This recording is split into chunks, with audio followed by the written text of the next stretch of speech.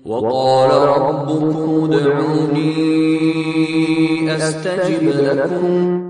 Baik, saya akan mulai teman-teman sekalian dengan penanya pertama dari medsos kita. Hamba Allah, perempuan, 29 tahun, bisa ditampilkan di layar. Ya. Seorang pegawai swasta dari Jawa Tengah dari nomor 08565632 sekian-sekian. Pertanyaannya, bagaimana agar hati ikhlas menerima ujian yang Allah berikan? Karena sampai sekarang kami belum diberi momongan. Pertanyaan yang bagus. Bagaimana agar hati ikhlas? Ya. Saya akan bahas dulu ikhlas. Ikhlas itu bahasa Indonesianya tulus. Ya. Tulus. Dan memang ini asas daripada ibadah kepada Allah subhanahu wa ta'ala. Tidak ada penerimaan amal tanpa ikhlas. Ya. Dalam sebuah hadis yang sahih diriwayatkan oleh Al-Mundhir dalam kitab Targhib Tarhibnya dan disahihkan oleh Syekh Albani, ada seorang sahabat mengatakan, ya Rasulullah, apa yang akan didapatkan dari seseorang yang berperang dia karena Allah dan sekaligus juga untuk reputasinya, supaya dia dikenal, supaya dia dikenang, supaya dikatakan dia kesatria, dia pahlawan, ya. Maka kata Nabi SAW, la syai'a lahu, tidak ada sesuatu yang dia dapatkan. Karena orang ini bertanya tentang balasan pahalanya. Maka orang itu bertanya sampai 3 kali. Nabi SAW tetap saja mengatakan tidak ada sesuatu, lalu beliau menutup. Ya, setelah 3 kali orang itu mengulangi pertanyaannya, Inna Allah la yakbalu amalan illa ma kana khalisan wabtugiya bihi wajhu. Sesungguhnya Allah tidak akan pernah menerima amal kecuali yang ikhlas karenanya, ya, dan diharapkan wajahnya. Itu masalah ikhlas, gitu kan. Jadi intinya dia tulus karena Allah subhanahu wa ta'ala. Nah, agar bisa ikhlas ini, memang ada beberapa hal yang harus diperhatikan. Yang pertama, harus kuat keyakinan kita tentang keberadaan Allah subhanahu wa ta'ala. Harus benar-benar kental permasalahan itu. Tidak lagi keraguan tentang Allah subhanahu wa ta'ala itu satu saja. Pencipta langit dan bumi ini satu. Dia Tuhan kita. La ilaha illallah. Dan dia maha mendengar, maha mengetahui, ya, maha dermawan, maha baik, ya, suka memaafkan kesalahan hamba-hambanya, gitu. Semua ini terjadi dengan hikmahnya. Adanya malam, siang, turunnya hujan. Ada orang yang berkulit putih, berkulit hitam, ada laki-laki, ada perempuan, ya. Ada yang meninggal dalam kondisi sakit, ada yang tidak sakit sudah meninggal. Jadi banyak hal yang bisa diambil, dilihat, ya, dari hikmah-hikmah Allah subhanahu wa ta'ala. Maka dengan yakin seperti itu, Allah punya nama-nama dan sifat-sifat Allah, ya, yang mulia. Di antaranya yang perlu digarisbawahi kalau orang mau ikhlas itu kasih sayangnya Allah. Allah itu lebih sayang kepada kita daripada ibu kita kepada kita. Itu dijelaskan dalam hadis Bukhari. Bagaimana Nabi SAW mengatakan kepada para sahabat, ketahuilah sesungguhnya Tuhan kalian Allah lebih menyayangikan daripada ibu kalian sendiri. Bagaimana ibu menyayangi kita, menyayangi bayinya, dia siap berkorban demi untuk anaknya, maka Allah lebih sayang. Allah tidak pernah mau mencelakakan hambanya. Allah tidak mau kita menderita. Allah tidak mau kita masuk ke neraka. Allah nggak mau kita disiksa. Terbukti Allah bukakan pintu taubatnya. Ya. Orang sudah berbuat dosa 70 tahun pun. Di hari pertama umur 71 tahun dia bertaubat nasuha. Detik-detik itu Allah maafkan. Bahkan Allah lebih gembira dengan taubat hambanya dibandingkan dengan seseorang yang kehilangan seluruh bekalnya di padang pasir. Lalu dia putus asa. Kemudian dia menemukan kembali. Ini yang bisa membawa pada keikhlasan pertama, yaitu mengenal dan meyakini Allah subhanahu wa ta'ala dengan sifat-sifatnya yang mulia. Jadi kalau ada sesuatu, ya, yang kita ingin, seperti ingin momongan, belum Allah kasih, gitu kan, maka yakin Allah punya hikmah di situ. Allah punya hikmah. Ada alasan kenapa Anda belum dikasih momongan. Karena dari 100% manusia yang tidak mendapatkan keturunan ini di bawah 5%. Sebagai bentuk ujian kepada mereka. Umumnya orang punya keturunan, karena kalau tidak, maka tidak ada populasi manusia.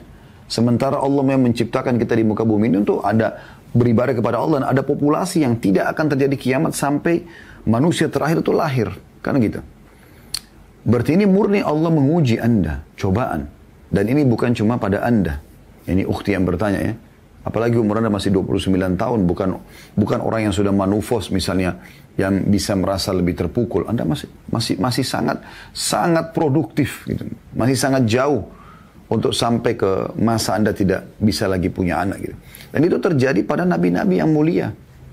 Anda tahu Nabi Ibrahim alaihissalam kan?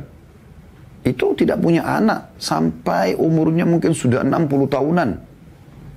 Alaihissalatu wassalam. Tepatnya berapa saya tidak ingat. Tapi beliau alaihissalatu wassalam tidak punya anak sampai beliau mohon kepada Allah. Sampai akhirnya istrinya yang Sarah yang mandul itu ya mengizinkan atau menghibahkan pelayannya Hajar untuk dinikahi oleh Ibrahim alaihissalam. Dan akhirnya punya anak Ismail. Setelah umurnya sudah sangat tua. Tapi Nabi Ibrahim AS tidak pernah putus asa. Setelah itu pun ada kejadian besar dan Allah ceritakan dalam Al-Quran agar menjadi pelajaran buat kita. Sarah merasa terpukul. Dia merasa dia sudah lama mengabdi dengan suaminya Ibrahim tapi tidak bisa punya anak. Ini orang baru saja dinikahi sudah punya anak. Hajar. Maka dia mohon kepada Allah SWT. Tahun depannya Allah izinkan Sarah hamil di umur tua. Bukan cuma manufos, melewati masa tua.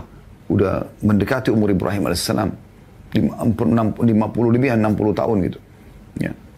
Sampai dia kaget dalam Al-Quran digambarkan bagaimana bisa seorang ajuz tua, ibu tua bisa, nenek lah kalau kita ya, bisa hamil.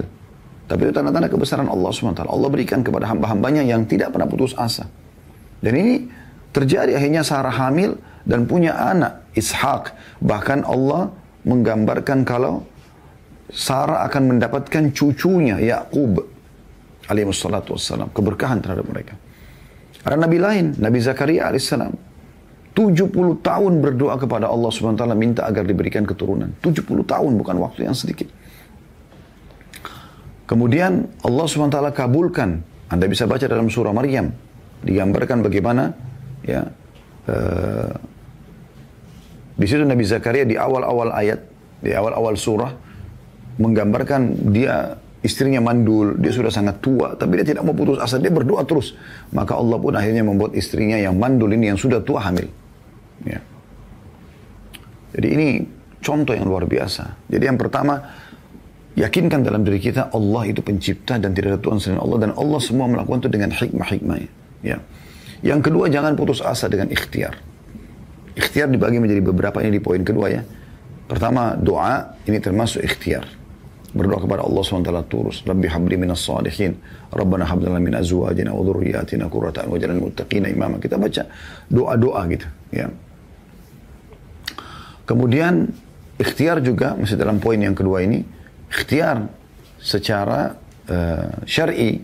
Seperti misalnya Anda bekam, ya, Anda konsumsi herbal, Anda, ruqyah, ya. Ini semua Anda lakukan ikhtiar ini. Kemudian masuk dalam ikhtiar juga adalah medis. Ada ikhtiar medis. Konsultasi dengan dokter-dokter yang tepat, lalu Anda ikhtiar. Ini termasuk ikhtiar insya Allah yang sangat baik. Ya. Kemudian yang terakhir, yang ketiga, sabar. Sabar. Allah SWT ya, menjanjikan orang yang sabar. Innama yuwaffas sabirun ajrahum bighairi hisab. Orang-orang sabar itu akan mendapatkan balasannya tanpa ada batasan. Tanpa ada batasan. Melimpah ruah, ya. Itu luar biasa yang Allah kasih. Ya. Jadi itu cara ikhlas, gitu ya. Dan saran saya kepada ibu ini, bagaimana Anda melihat orang yang di bawah Anda. Mungkin ada orang yang sudah sampai pada tua sekali, ya, sudah manufos, suaminya juga sudah tua, tapi tidak punya anak, yang terpaksa ambil anak angkat. Anda masih 29 tahun. Anda masih bisa, ya. Saya punya teman di kota Madinah, dari Mesir beliau, 11 tahun menikah nggak punya anak. Tapi dia tidak pernah putus asa, dia terus ikhtiar, berdoa. Saya tahu bagaimana upaya dia gitu. Subhanallah, di tahun ke-12 kalau nggak salah Allah kasih anak kembar langsung sekaligus. Itu saya tahu betul itu kena orang yang saya kenal gitu. Ya. Ada juga teman saya yang saya kenal ya, di Indonesia ini, beliau akhirnya ikhtiar bayi tabung, dan akhirnya Allah SWT karunia anak laki-laki. Jadi ada ikhtiar-ikhtiar itu. Allahu a'lam. Ini insya Allah semoga mewakili pertanyaan tadi ya.